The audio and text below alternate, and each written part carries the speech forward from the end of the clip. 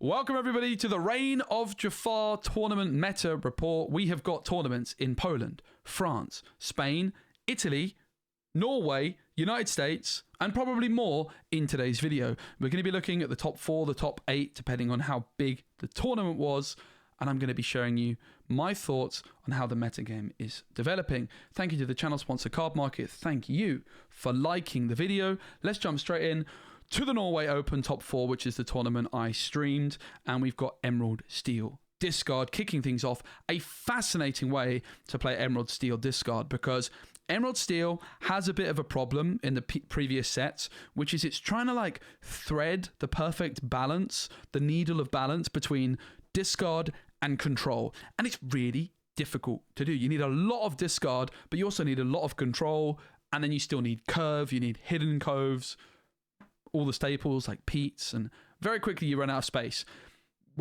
So this deck is a very different take on it, because it's actually gotten rid of a lot of the discard and it's focused much more on control, which I think is a really interesting way for Emerald Steel to go moving into this set. It has still got 3 Prince Johns and 2 Sudden Chills and Ursula Deceiver, but that's where the discard ends, with the exception of Bruno, a control tool, and Beyond the Horizon, which is a card draw tool in this deck. You can double sing it with Ursula Deceiver of All, make your opponent discard their whole hand once, they draw 3, and then you discard those other 3 cards and they get 3 new ones. But if you've got a Prince John down, you are going to have a huge advantage in terms of cards in hand. If you've got 2 Prince Johns down, well, oh my goodness, you've just drawn an unbelievably large amount of cards. And that's where your heavy control tools can then just dominate the game. Ursula Deceiver of All, you're going to be able to draw into more songs, you're going to draw into your Brunos, you're going to draw into your Tinkerbell shifts. I love the idea of just going heavy control with this deck. One thing I wonder that it might be missing is some hidden coves. We do see that these Diablo decks can be very all in on the Diablo shift line at times, and hidden cove can give you a bit more protection, but it's a very, very fascinating take on the deck. I'm sure we're going to see more Emerald Steel as we go. We've got a DKP list up in 3rd. This was my semi-finals opponent. Not too much to talk about on this one. 1 Scar in there is interesting. My opponent played very well. 3 Brawls as well, I think is very, very good. But it's a list we've seen a lot before, and we've got a lot of decks to look through. This is my deck that I played. I got 2nd. I did unfortunately misplay a little bit in the final. Looking back in my game 1, I made a mis-ink decision on turn 2. I inked my Hypnotize on 2. I think I inked Chip on 1, and prioritized playing my Diablo Obedient Ravens down. 2 of them on turn 2, which like historically against Ruby Sapphire is the line, but I kind of just tricked myself into that play pattern. This deck can win very, very slowly. I actually only beat Ruby Sapphire in the top cut, but I did become unstuck in the finals. It's a great deck. I'm sure I'll talk about it more in upcoming videos. The Diablo Faithful Pet is obviously the most controversial inclusion. This Goofy's not in the deck, by the way. I did not play this. That is a typo on Ink decks. This was not in my deck. But yeah, the pull the lever, wrong lever stuff is insanely good. I sort of picked up on that combo through last week's meta report. I said, that's interesting. And it performed amazingly. Diablo Shift, being able to discard pull the lever, just means that your wrong lever is ready to go as soon as you want. And yeah, the idea of the Diablo Faithful Pet is it's a 1-drop. I wanted 10 1-drops, no less, in this deck, because otherwise I think that you run too many risks into losing to Amber Steel, and particularly Chernodogs if you miscurve. Fox and Crab are in there as well to make sure I can deal with aggro. 4 Elsa plus Bruno. The Hypnotizers were clutch. I would quite like to actually play a few more and have even more discard options, because even though I beat Ruby Sapphire more often than not, I still felt it was a little bit too close for comfort at times. Diablo Spiteful Raven was my worst performing card of the weekend, and I am interested in actually trying a version where I play none of these, and some Diablo Faithful Pets and Hidden Cove. There's my secret deck that I'm going to be testing ahead of the next tournament. But the tournament winner, the one that took me down, is Olvulv. I probably butchered that, mate. I'm really sorry. And it honestly, when I saw this deck, I was immediately terrified of it, because it's got 4 Brawls, it's got a Medusa, it's got 3 little Sisus, 4 big Sisus, it's got Coils, it's got Ice Blocks, it's got Workshop, it's got Vitalospheres, and it's only playing 2 songs, which means that if I have an Ursula Deceiver, I can't realistically play it and just try and Hail Mary it. So I really like the way this deck was built as a sort of tech for Diablo decks. because it proved to be a good decision, because there was a Diablo deck in the top 4 and in the final. My opponent played very, very well. The Lucky Dime was clutch with the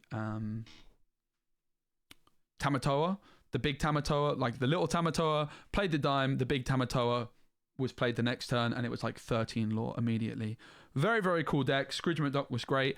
I wouldn't recommend playing 3 T-Pose personally. I think that's far too greedy for my taste, but in fairness, there is Fishbone Quill in there as an extra ramp option. Overall, great deck if you're looking to beat Diablo. I think this is a pretty good one. Having said that, I still think I could have had enough to secure the victory if I played perfectly. But, you know, I haven't watched the whole game back. Maybe there's also some other things going on the other side which could have been better, but it was a great final. Really recommend watching it, and big congratulations. And it was a great tournament. All right, up next, we've got the biggest tournament of the weekend, which was a 286 player tournament in France. The French are doing it different, everybody. The French, I've said it once, I've said it again, they are leading the way in terms of competitive play in Distant Lorcana, because they have huge events like this. Like, the French are crazy. To my French friends, please invite me to these big tournaments. I didn't even know this was going on. I want to come to some more French massive tournaments. I did like an 800 player one a year ago. I want to come back to France and cover some of these events because they are awesome. So Goofy in the top 8, which is interesting. At the end of your turn, you may remove up to 1 damage from each of your other characters, and ready each character you remove damage from this way. Honestly, I can see it. It's a Diggy Diggy Hole deck. With Doc, with Rapunzel, with Piglet, with the new Rhino cards. The 1-drop's pretty terrible, but obviously the big one is a great shift option. Very, very difficult to deal with. It's also a big reason I wanted lots of crabs and foxes to try and deal with this Rhino card. It is an absolute nuisance. You need 5 damage to deal with it smoothly. 7 Dwarfs Mine's interesting to see that returning as well. Happy's in there, obviously a potential Diablo answer. You've also got Strength and Helga. Very, very cool to see Goofy. Honestly, I can see it with this kind of aggro style of deck. No Lady in this one either, which is interesting. The new 3-cost Lady I think is outstanding, but no room for her in this one, which I'm a little bit surprised by, but we'll keep seeing as we go. It's really cool to see. Remember, it's still early on in the set. Like, a lot of people, this might have been their first tournament. So even though these decks did well, there's chances that the players after the tournament, just like I'm thinking about my list, oh, I wonder if I could change this and try this. And you know what I mean? So don't be afraid to experiment with some of these lists. We've got a insanely interesting Vilo Bleu deck. A Blurple deck with Tamatoas, with Bells, with Goats, with Bells, with Peter Pans, with Monstros, with Second Star to the right. Are you kidding me? And they never come back as a new card. Up to 2 chosen characters can't ready at the start of the next turn. Interesting to note, there's no copies of the new 3-cost Duel Link song. There's no, even though Belle can sing it. I think it's quite interesting to try and use that card with Queen's Castle for ball control, but Big Elsa's in there, Big Monstros in there, Finders Keepers. Fascinating list. Second Star to the right. Sing together 10 and you can draw 5 cards. Very, very interesting stuff. No snakes, but still playing goats. Cool. Very, very cool. We've got Ruby Amethyst, and this one is a interesting take on Ruby Amethyst. There's definitely some unorthodox things in this one too. Only 6 1-drops. This Mulan. Whenever you play an action, this character gets +2 strength this time. What? Really? Obviously, the Half Shark's in there with the Peter Pan. Hypnotic Strength, Brawl, Friends, Be King. I love to see. That's something I've suggested in my videos in the past. If you're playing the Half Shark, Ruby Amethyst, I think Be King is a great option to recycle. Be Prep Libraries, Moana, Prince Eric. That is a very, very unorthodox list. Only 3 Fox. This deck is going to completely fold to any kind of aggro, right? Like 6 1-drops. Cuzco and Mulan as your only 2-drops. But if you don't hit aggro, sure.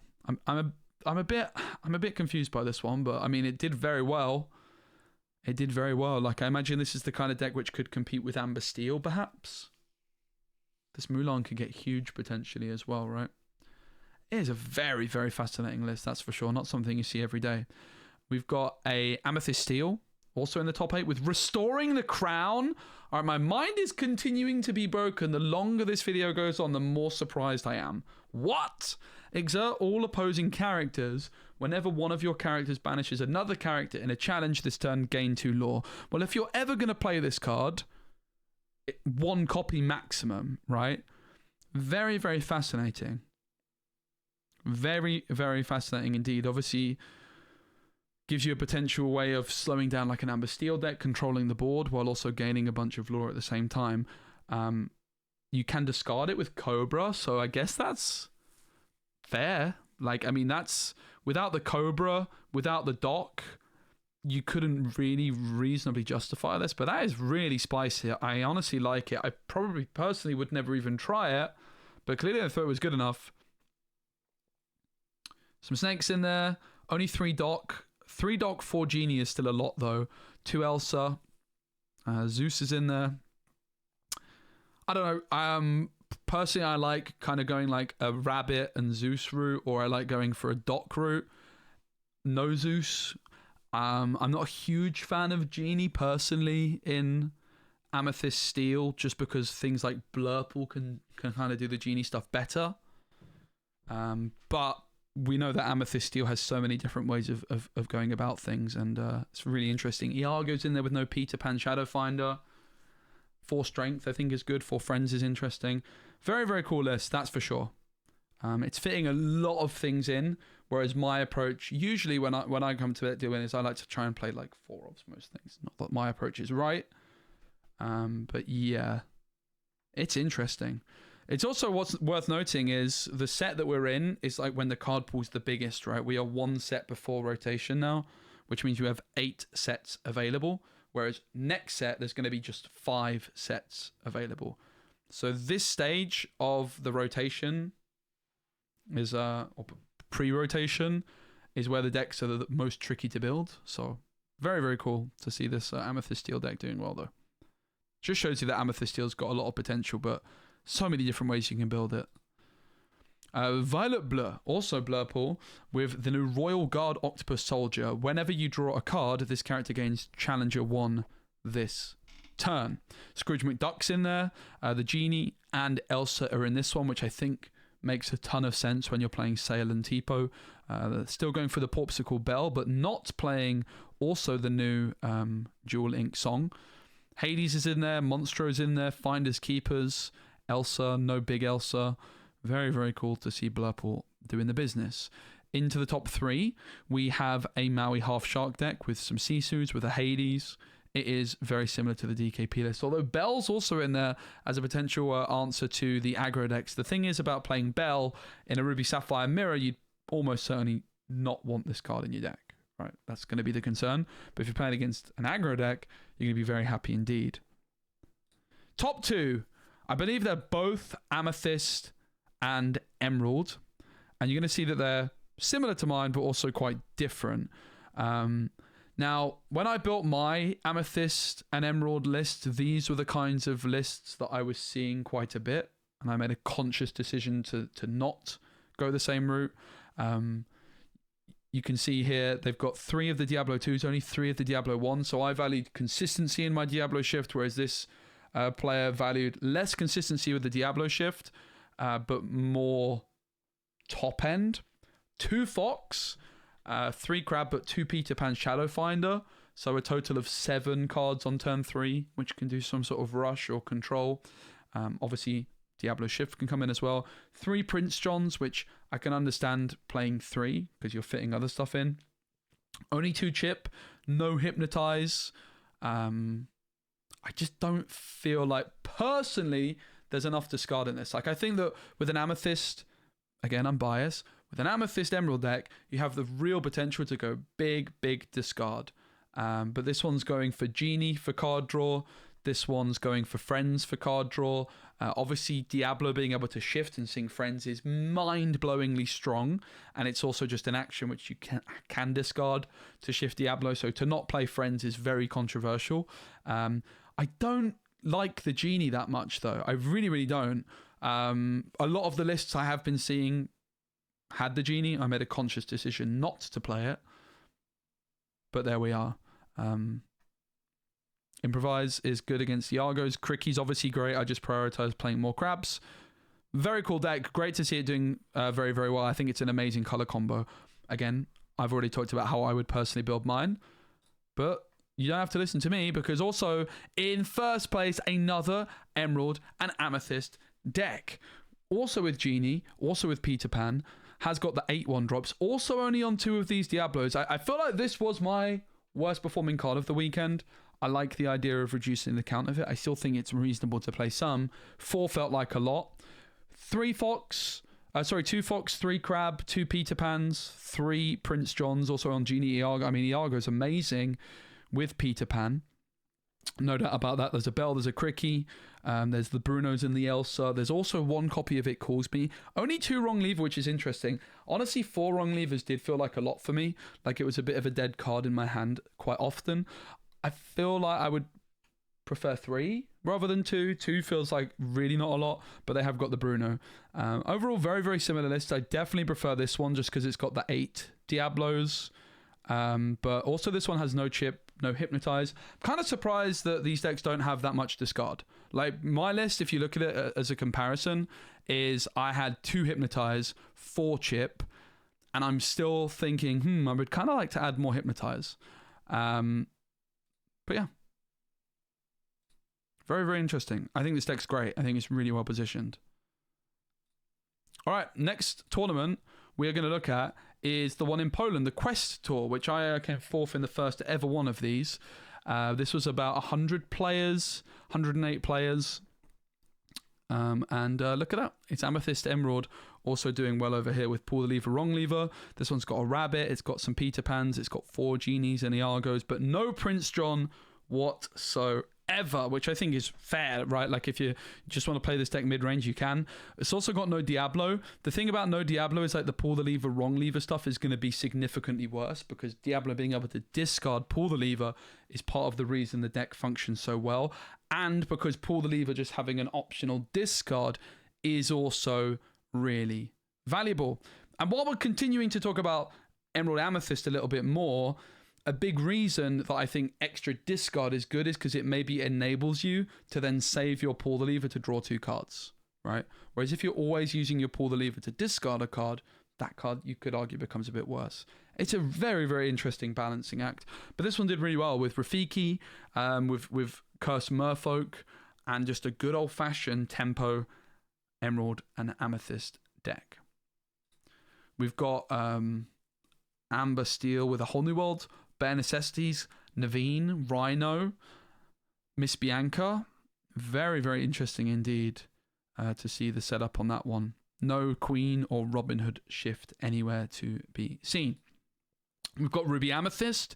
This one's also a very, very interesting take with 9/1 drops, which I think is a reasonable amount for Ruby Amethyst deck. Couple of snakes, no goats. Instead of obviously that Peter Pan, Genie, Iago with 3 rabbits. I quite like the direction of that one. Lots of Peter Pans because obviously it sets up your Maui to rush and also your Iago to rush. So not playing the 5-cost Maui, because with that many Peter Pans, you're going to have a lot of rush elsewhere. And also Monstro has some rush. 3 Brawls, 4 Friends, 2 Pirates Life, 3 B Prep, 3 Library, and 2 Tremaine. Pegasus is in there. Lumiere's in there. Really cool direction. Obviously, Lumiere turns your Peter Pan into a 3/3, your Genie into a 3/4. Very, very good. Also, Iago could take out a half shark. Blurple's also in the top 8 in this one. This one is playing into the unknown. It's got Tipo and it's got Sale. It's got McDuck Manor over Queen's Castle. I really think Queen's Castle could work with Into the Unknown. Got a really good feeling about it. Monstro, Hades, Tamatoa, Elsa Bell. That looks good. I definitely want to try some Blurple. I quite like the setup on this one overall. We've got Bend to My Will. Are you kidding me? Only 2 copies. My concern about a deck with only 2 copies of Bend is the consistency. You kind of really need it when you need it, but Vision's there. I sometimes have played 4, which was probably excessive. 3 is probably the sweet spot. But Mother Knows Best and Basil and Mother Gothel and Genie and John Silver, this is like a really slow methodical control build. No Muses, actually. No, there is. There is Muses. But there's also Kit, Rapunzel's a new way of stalling. Mother Gothel, Basil. So many ways of like bouncing your opponent's card back to their hand and building towards that bend very, very slowly. Just trying to find it at the right time. You're never going to TPO away the bend. That's what's interesting about this deck, in fairness, is if you get the bend, you keep it and you make it work. My concern would be what happens if you don't hit bend, right? Whereas other people's concerns when I've played 4 is what happens when you hit 2 bends. So why 3 is probably the sweet spot for me. Very, very cool to see this deck do well. Pretty similar to how I've played it. Well, it's actually not similar to how I've played it. It's much more focused on bouncing stuff back to your opponent's hand. I know there's another bend to my wheel list later on in this video. Diggy Diggy Hole in 3rd place in Poland with Namiri in there. Does have the lady. Also Perdita, which is a pretty expensive way of going about it. Calhoun's in there. Yeah, I like Lady with Calhoun, right? I also like the Lilo quite a lot as well. Like a lot of the time when you're playing cards like Calhoun, Piglet, it can feel almost slow when you're trying to be quite aggro-y. Like it's fine setting up a Calhoun, but you'd really rather play a Smee on 2, right? But then suddenly you play Lady and you get a Calhoun out, or you get a Lilo out, or you get a Doc out. It's insane tempo. I really like the idea of it. Namari, or I think it's Namari, not I call her Namiri, but it's Namari, can also just help you find your Docs down the line. Perdita can hit Doc. Why has no one ever played Perdita with Doc before? Mullenkamp is honestly cooking.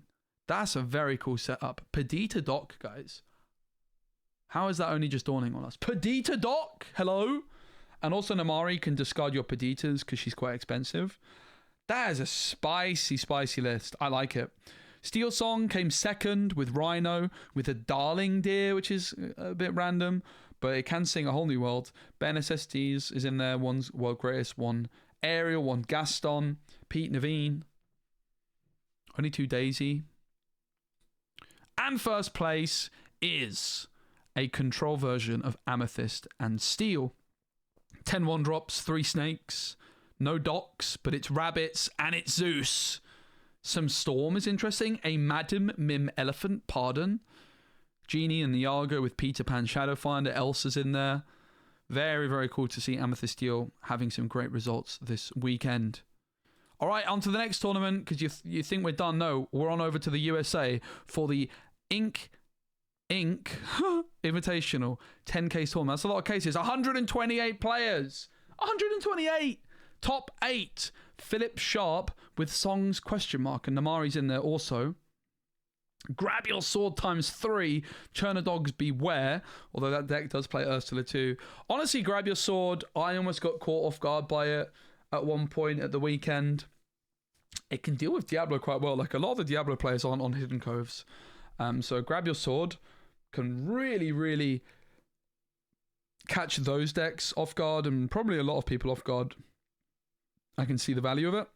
Surprise Pile by David Gardner with Ursula Sea Witch Queen. Like Ruby Amethyst players are desperately looking for 2-drops. That's what I'm finding quite fascinating. My opinion is the 2-drops are the 1-drops. That's why I always like playing lots of 1-drops when I play Ruby Amethyst. But Queen of Hearts, while this character has damage, it gets +3. And seeing this combo a little bit with this Medusa, when you play this character, you may deal 2 damage to another chosen character of yours to return chosen character with cost 2 or less to the player's hand.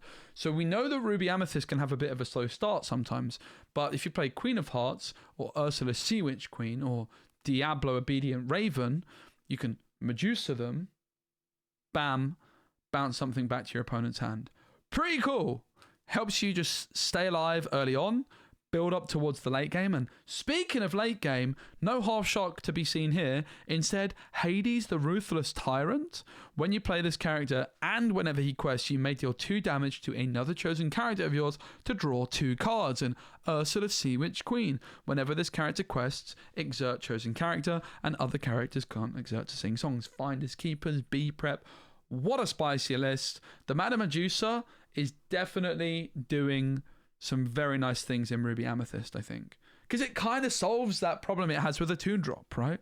It kind of does. You don't need a good 2-drop because you've got Madame Medusa on 3. And some of your Queen of Hearts is pretty good as well, right? In that sense. So, very cool. Obviously, you do need to be careful, though, about like playing into your opponent's removal. Like if you damage your Queen of Hearts with Madame Medusa and your opponent plays Storm Rage on, it's not going to be very good.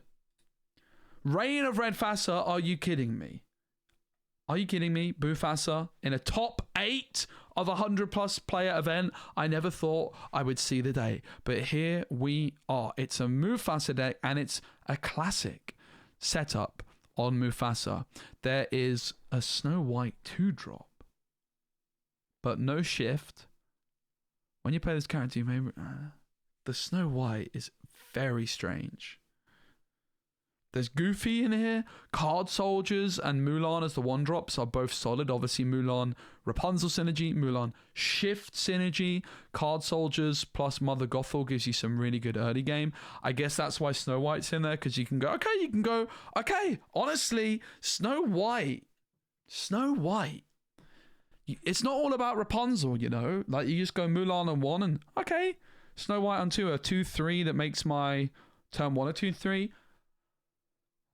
That is not bad. I was like, that is weird, but honestly, sometimes something looks weird, but there's method behind the madness, right? Gaston's in there with 3 copies. Obviously, that's going to help you ramp. Tremaine and Medusa. Bufasa, there's 4 of them. There's 4 Surfer Stitch. Wreck-It Ralph is a card I really like. Whenever you play this character, return a character from your discard to your hand if it's a princess, like Rapunzel. Gain 2 lore. I love that card. Very cool. Sisu's in there. Maleficent. There's also 4 Shift Sisu targets. 1 invited to the board. 2 Teeth and Ambitions. 1 Prince Eric. 2 Raya. Raya and Gaston have nice synergy because you can play Gaston, use the Gaston ability, play Raya, Ink, ready Gaston, use his ability again. Very, very cool combo. Very cool deck. Let's go, Matthew. Big shout out to you. Steel Song, also in the top 8. This one also with Namari. This one with Cinderella Stout-Hearted. Grab Your Swords is in there as well as the new Rhino. We've got Daryl Donaldson with Lilo causing an uproar in Ruby Amethyst. Ruby Sapphire, I beg your pardon. Quite interesting with a Half Shark, I guess, because you can double challenge with Half Shark with Lilo. If you play 3 actions in a turn, you can play it for free, but I think it's really in there for the readying factor. But honestly, this deck can, with Develop Your Brain, play 3 actions, and with How Far I'll Go. Like, when I played Lilo a little bit in Ruby Emerald, it is hard to trigger, but when you've got Develop Your Brain, when you've got Sail, when you've got How Far I'll Go, and you've got Vision, spicy. 4/4 stat line. Kind of cool. Green Steel, or Emerald Steel, by Braden, up next. This one is... How heavy on the discard is it? Well, it's got Chip and Hypnotize. So it's like a little bit heavy on the discard, but not that heavy on the discard. This one is like a list which is very much trying to thread that delicate needle that we talked about between discard and control. It's not going full control. It's not going full discard. It's trying to do like classic Emerald Steel. This is like what you expect Emerald Steel to look like realistically. Not playing Beyond the Horizon, which is interesting, but it is playing Morph and Beast. Has some Muses, it has some Pete, Space Pirates, and it also has 1 Hidden Cove, as well as the Mulan. I really like Mulan, to be honest. No Doc, Prince John is one of the main card draw tools. Kind of a classic take on it, right? But with Chip in there replacing some Hypnotize, which I think is a good decision. I feel like I'm kind of interested in that heavy control version of Emerald Steel, which focuses less on discard. I just feel like my intuition is the Amethyst Emerald decks might be better for all-out discard, simply because of the Diablo Shift consistency. Simply because of that. But I don't know. I could be wrong. I've been wrong many times before. We've got Emerald and Amethyst in the top 2. We've heard this before, haven't we? And this one, no Prince John, just full good stuff, right? It's just a classic good stuff deck. Pegasus is in there with no shift. With Crabs, though, you can take out Diablo. Go-Go's in there with obviously the Fox, the Peter Pan, the Genies, the Goats. No Snakes. Kit, Louis in there as a new card. Enters play Exerted, and you give Reckless when you play it. Lyle's in there. They never come back. Up to 2 chosen characters can't ready at the start of their next turn. Draw a card. So spicy. 2nd place. Wow. Fair play, Matt. Oh, sorry, not Matt. That's who I think organised it. But fair play, Cole Poss. Kurt Spiess. A man that I lost to in the LCC. World Championship qualified. They're playing Lady. They're playing Rapunzel's Tower. They're playing 3 Happies, 3 Daisies. They're playing 7 Dwarfs Mine. That looks like a clean list to me. 4 Calhouns of Lady. Yes, please. I've always been a bit of a Calhoun hater. Because it's like, I want to play Smee on turn 2, but I've got an uninkable 2-drop. Well, suddenly, I've got an uninkable 2-drop, which I play on turn 3 alongside my Lady. Insane. Really insane. Rapunzel's Tower I really like. The only thing I don't like about this list, what do you think it is? Lilo. I feel like Lilo's quite good. You know the Lilo 2? I don't know though. I mean, Coach Beast definitely knows Amber Steel better than I do. Lilo, maybe like the Mulan 1 would be nice to squeeze in. But again, we're in set 8. We've got 8 sets. How are you going to fit all of that in? But Lilo with Rapunzel's Tower is pretty spicy.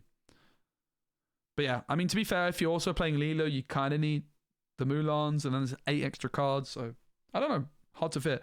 I like this list. This looks good. Very good. You might think we're done. Oh, we're barely getting started because now we've got a 94-player event. Are you kidding me, Lorcana community? You're going crazy right now at Francesca Gaming and Lucky Dimers. Where was this one? Sorry, I don't know. I think it's America, but I don't want to get that wrong. So let me just quickly double check. I think it's America. Pretty sure it's America, but I don't want to put my foot into it. Oh no. Oh no. Where is it? It's Spain. See? Good thing I checked. Shout out the Spaniards. Me gusta. No habla español. Lo siento. Okay, we've got 4 Tipo. We've got Scrooge, Sisu. It looks very similar to the list that I lost to. If not, card for card, Bell's in there, which wasn't in the deck I lost to. There's also 4 Tipo, but very, very similar to the list which won the Norway Open, top 8 in Spain. We've got Clara and Bell. Oh my days. Now we're cooking. Oh, this Bell. Okay. I mean, this Bell's great against aggro decks. It's also great at singing Mother Knows Best and Strike and Heffalumps, which can be really good with the Muses in the early game to give you a chance of controlling the board. The new Basil's in there. Lady Tremaine can do a really interesting thing with the Muses where you just need 1, but you can bounce your Lady Tremaine back and replay it to get access to more songs, which is very, very powerful, particularly because you could like discard your Bend to My Will and then your Lady Tremaine could present with you with another Bend to My Will down the line. It's a really good card to play 1 of with the Muses. Pete Bad Guy's in there, John Silver, and then all the other things you'd expect. Wanna, Under the Sea, Mother Gothel. Very, very cool to see Clara and Bell doing so well. Very difficult deck to play. I still think it's probably too weak to Pete overall, unfortunately. I have stopped believing in this deck a little bit. As much as I like it. Red-blue items with the Queen, which is, of course, a card which has got a Lorcana Challenge Championship to its name, piloted by Ely from France in Bochum, the 2nd European Challenge, I believe. Greatstone Dragon, Maurice's Workshop, 2 fish hooks, Vitalis Sphere, gold coin. I don't even know what gold coin does. Well, it exerts. You pay 1 and banish this item and ready chosen character of yours. They can't quest, but they could do a Queen thingamajigger. Also, Kida can utilize the gold coin to look at the top 2 cards of your deck, put 1 into the Inkwell and the other on top. Tamatoa, Bell. Very cool. I really like the item builds. I think they might be better than the Shark builds, honestly. Steel Pinocchio. Oh my goodness. I'm a real boy. Strings attached. Once during a turn, whenever you ready this character, you may draw a card. All right. I don't know that Pinocchio is great, but there's also genies in there and Pinocchio's inkable. There's also rabbits and Zeus and strength and friends and fire the cannons and White Rose and Calhoun. Lots of 1-drops, lots of snakes. Looks like a nice list. It does look like a nice list, and it's a great name. Let's be honest. It's a great name for a deck. Red Blue Shards by Ruben. It's got Maleficence, which you don't see every day, but apart from that, it's what you'd expect to see. Red Blue items from Jose. This one is very similar also with Brawls and Scrooges and Bell also in this one. Vitalis Sphere, Greatstone Dragon and a Fishhook. 2B prep for how far ago? This one is Amethyst and Emeralds, a deck which we're getting used to seeing a lot of this set out of nowhere, really. Struggled a bit last set. Was my kind of pick for winning the LCC. Didn't end up happening. I don't know. The pull the lever, wrong lever stuff seems to really be pushing this deck. I think it was already quite good, to be honest, anyway. But I think discard's in a nice spot. I think Chip is such a good addition for these decks of Prince John. I could not see myself not playing 4. I tested a little bit of Emerald Amethyst last set with Prince John and heavy discard routes. But the big problem was on turn 4, it would be like a Hypnotize. Whereas now I can play a Chip and discard and put stats on the board. I love Chip. Or is it Dale? I don't know. I think it's Chip. And JDRRRR Purple wins it by Luca. JDRR is a well-known member of the community. Big shout out to them. Who likes to play Purple and Amethyst Steel. And yeah, this one's on... I mean, it looks just clean and optimized, right? Like, it looks like someone that knows what they're doing and or has a clear vision in mind. Like, when you see some of the other decks, it's like 2 of these and 1 of these and 1 of these and 2 of those and 1 of those. You know, it feels... Maybe that's good, but it feels to me like it's a bit confused. Whereas this is the opposite. This is like, this is what I'm doing. And that doesn't necessarily mean it's correct by any stretch. We see Frank Carsten build lots of decks where he's got 1 of these and 1 of those and 1 of these. This is personally how I like my decks.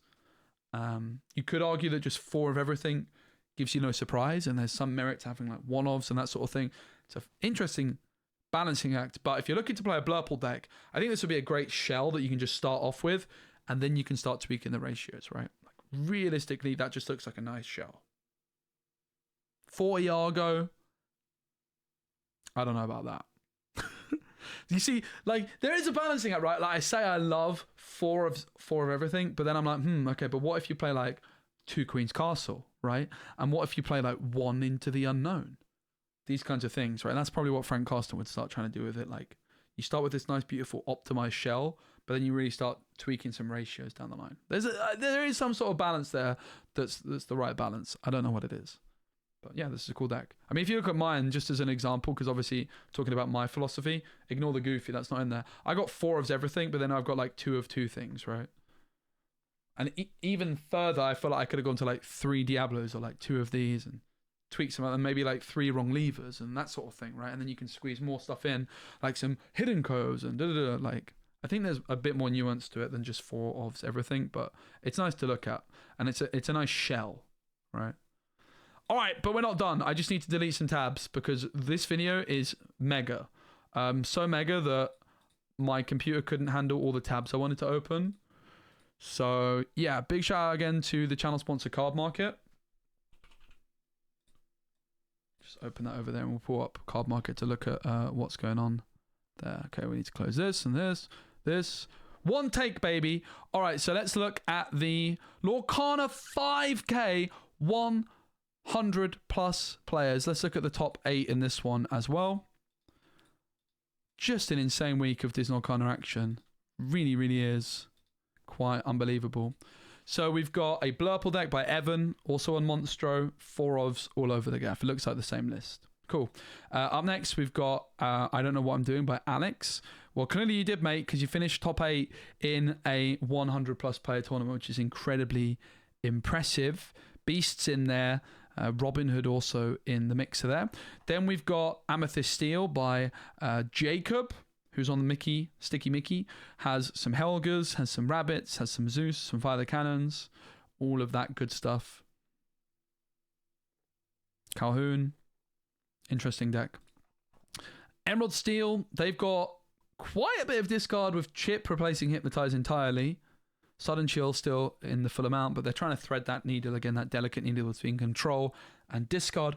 I quite like the look of it. 2 Beyond the Horizon, I think I would probably try and build my deck something like this. I would try and thread that delicate needle, but I think I would play some amount of Beyond the Horizon, probably 2. This one looks pretty good. I like Chip as well.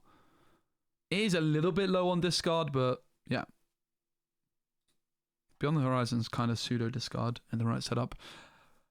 Half Shark also with Lilo. All is found. Dig a little deeper. I think this guy is a fan of DKP with the Dig a little deeper. But honestly, with a Half Shark, you can recycle it. You can pull it back. Why not? Vitalisphere's in there as well, which you saw Zan do really well with in the LCC against me last set. Yep. Cool take on the Shark deck. We've got Anna plus Kida equals love. So Kida is the one that you look at the top 2. And then Anna is whenever this character quests, if you have a character named Elsa in play, you may draw a card. Sure. Ratigan's in there. That's spicy. I think Ratigan's pretty good. I don't know about Kida. I looked at playing Kida almost in Emerald Sapphire last set. But there's just something about it which doesn't quite impress me enough. I feel like there's better options available in it for, but it's a very cool card, no doubt about it. But yeah, the fact it doesn't draw is what put me off. It's like 3/3 of ward. It only quests for 1. I don't know. It's a good card. It is a good card. I personally wouldn't be able to justify including it though. Maybe after rotation, right? Again, when we have a set reduction, it's the kind of card I would be probably more interested in next set. I just don't know if I could get behind playing it right now, personally. Bird. This one is also very similar to what we've been seeing from all of these Emerald Amethyst decks. And again, you're going to say, well, Spessy, if everyone else is playing this version, clearly it's better than yours. Well, no, this is the version I saw everyone playing and decided I didn't like the look of it. Like, I don't get the genie. I get it. I've talked enough about Emerald Amethyst. Clearly it's working. That's awesome. Prince John is greater than Genie. That's my thought process. Amber Steel by B. Shat. Almost. B. Shat. Okay, thanks for that. Oh dear. Penny is in there. Pluto's in there. Lady's in there. Rhino's in there. Yeah. Big Pluto's cool.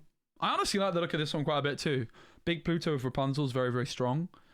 Penny's cool with Lady. Again, it's like another 2-drop, but Penny's kind of weird on turn 2. She's better on like turn 3, right?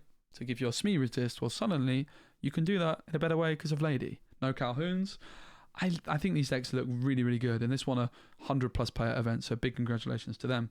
But we're not done. The deck reviews continue because we've also got a Reign of Jafar PPG qualifier quad plus case 54 players. Let's look at the top 4 because this video is never going to end otherwise, is it? The winner is an Amber Steel deck with Beyond the Horizon and A Whole New World. Miss Bianca with Rhino with Naveen's. Very, very cool. Naveen's pretty cool. You can't sing Beyond the Horizon with him or play Beyond the Horizon with him, but obviously you can sing it down the line. Very cool. Another Beyond the Horizon deck. This one is also got Basil, the disguised detective. It's got Tinkerbell, 1 Chip, 1 Louis, 3 Morphs, no Hidden Coves, 1 Zeus. Again, trying to thread that delicate needle between discard and control. And third place, Emerald Amethyst. This one is like a more aggro-heavy one with Flynn. Is still playing the Diablo shift, though. Goat. Honestly, spicy deck. Improvises in there as well to target opponents' Iagos. Spicy looking list. Looks quite budget friendly minus the Diablo as well. And then also in the top 4, we've got Christopher Martinez with an Amber Steel Songs deck. But you might think we're done. Guys, we're not done. Big shout out to the channel sponsor Card Market. Again, we will take a look quite soon at the best sellers of the week. Thanks to them for sponsoring today's video, as usual. So we've got Top Choice Gaming. That's the one we just looked at. We've got Battle Bear. My friends over in Battle Bear, one of the most notorious stores in Germany. I really wanted to highlight what's going on over there this weekend because those are some strong players at Battle Bear. Top 4, Emerald Amethyst. Look at that. Who could have seen this coming? Also with the Genie. Also with the 3 Foxes. 3 Prince John. Ursula Deceiver of all I like. If you're going to play the Friends and the Sudden Chill and the John, why not play Ursula Deceiver of all? Maybe not 4, but I think 3, reasonable. I think the 4-3 split of Wrong Lever, Poor Lever is nice. Elsa's in there with Bruno. Solid looking list. Again, I would just question how good the Genie is, to be honest. I really don't like the Genie in these decks. Worth knowing my list, which I keep talking about, is 8 Uninkables. I just play 4 Prince Johns and 4 Diablos. Whereas this is 11. Amber Amethyst, let's go. It's the Monstro deck, which I tried, and I kind of preferred it without Monstro, to be honest. And this one's also not playing Lantern or Huey. So no ramp in this one, which... Oh, it is playing Lantern. I was going to say, like, that would be surprising to me. Not to play any Lanterns, but it is. It's playing Rabbits, which I tried the Donald Monstro combo with Genie, because again, you can ramp, but it felt like it was lacking a bit, and I kind of preferred the deck without it. Similar deck to Blurple in many ways, right? You've got Lantern is kind of like your Tipo that's uninkable, and your Huey's kind of like your Sail that's uninkable, maybe the other way around. But obviously you get access to things like Rapunzel, and if you don't know the combo, the idea is that you have a Monstro down on the board. So you play Monstro, then the next turn your Monstro can use its ability to choose and discard a card and ready this character you can't quest. Wait.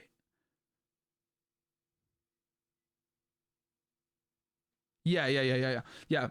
Basically, you need your Monstro to be down on the board for a turn, because then the following turn you play Donald Duck, which means that you can exert a card to draw a card. So you can exert Monstro to draw a card, then discard that card that you just draw to ready Monstro, which means you can completely and utterly thin your deck down to 0, which means if you play We Know the Way, you can then shuffle chosen card from your discard into your deck, reveal the top card of your deck. If it has the same name as the chosen card, you may play the reveal card for free. So you have Monstro down, you play Donald Duck, you exert Monstro, you draw a card, you then discard a card to ready Monstro, then you tap it to draw a card, you go down to 0 cards in the deck basically, and then you have We Know the Way, which then you pick. You need another copy then of We Know the Way in your discard, so you need to have already played one, and then We Know the Way loops endlessly, right? You play We Know the Way, it reveals We Know the Way. You play We Know the Way, it reveals We Know the Way.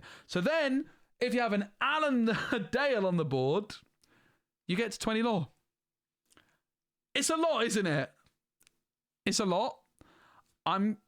You can see why I cut the combo, to be honest, for other things, but it's cool. It's not bad. It got 3rd place. My gut feeling is the deck is better without the combo, right? You just play Lanterns and Hueys and Genies and Elsas, and you're kind of like a Blurple deck, but you have a Rapunzel. That's a pretty big deal. Rapunzel's very good. Very good. Cool deck. 2nd place, Amethyst Emerald. Pull the lever, wrong lever, but no Diablo. I don't think the levers are going to be that worth it without Diablo. I got to be honest. I don't see it. I really, really don't. But there we are. Still doing well. Still doing very, very well. And in 1st place in Battle Bear, it's Amethyst Emerald. Oh my goodness, Amethyst Emerald. Stop it. I heard about this deck. Guys. Amethyst Chromacon, bend to my will. Yes, please. Sign me up. I'll have one of those, please. Show me more. Everyone draws Amethyst Chromacon, and it's Maleficence. I heard about this deck. Oh my goodness. You guys want me to play this deck, don't you? I already know you guys want me to play this deck. We are like, how far into this video are we? 47 minutes and we're discovering this. Are you kidding me? Oh my goodness. Stop chaos in its tracks. Return up to 2 chosen characters to 3 strength or less to their player's hand. Is this actually good? Honestly, I could see it. With Bend to My Will, it's like one of the best cards in the game in the right deck. And the only place you can play it is Sapphire because you can ramp into it. But the exception of that is also in Amethyst Chromacon deck. Because you just draw. Bam, you draw loads, your opponent draws loads. And then Maleficent stuff is your win con. You bounce a bunch of stuff back and gain lore for it. Insane. That's actually insane. That is so cool. Big shout out to Max. Awesome deck. But we're not done yet. We've got one more deck to look at, which is a 54 quadruple case event. We're short on time, so let's look at the top 4 and then call it a day. We've got Amethyst Emerald, Honey Lemons in there, which is a card I really thought would be good when it was released, but proved not to be the case. Quite similar to Dale or Chip, the new discard one, which is a 4 cost. Honey Lemon's kind of a 4 cost, but you can play her on 2. Interesting to see her.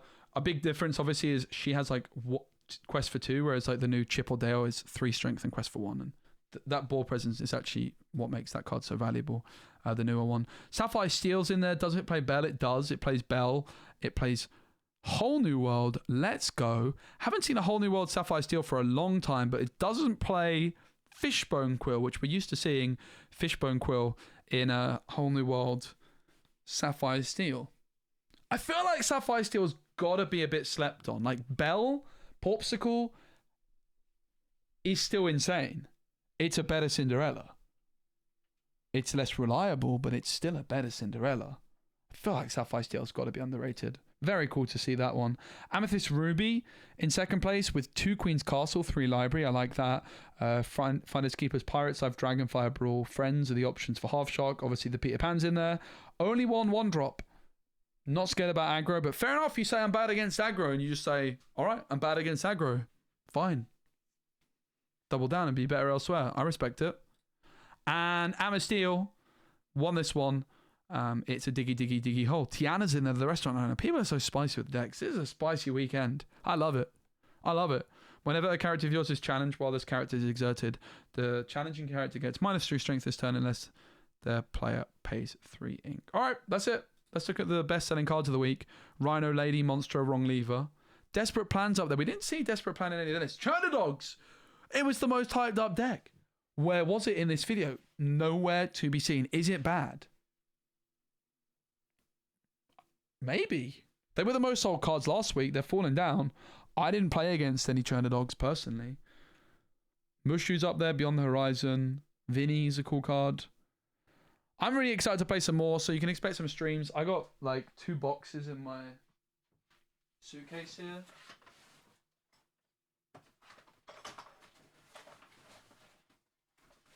I got 2 boxes of Rain Jafar in my suitcase here, so we'll do a stream probably tomorrow. Let's do a bit of a 1-pack magic to end the video. Thanks again to Card Market for sponsoring. Thanks to everyone for watching. 1-pack magic. Here we go. Are you ready?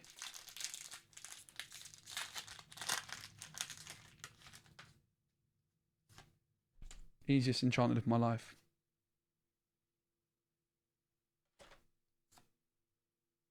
Alright, thanks so much for watching the video. See you all soon. There'll be streams tomorrow and Thursday. Bye.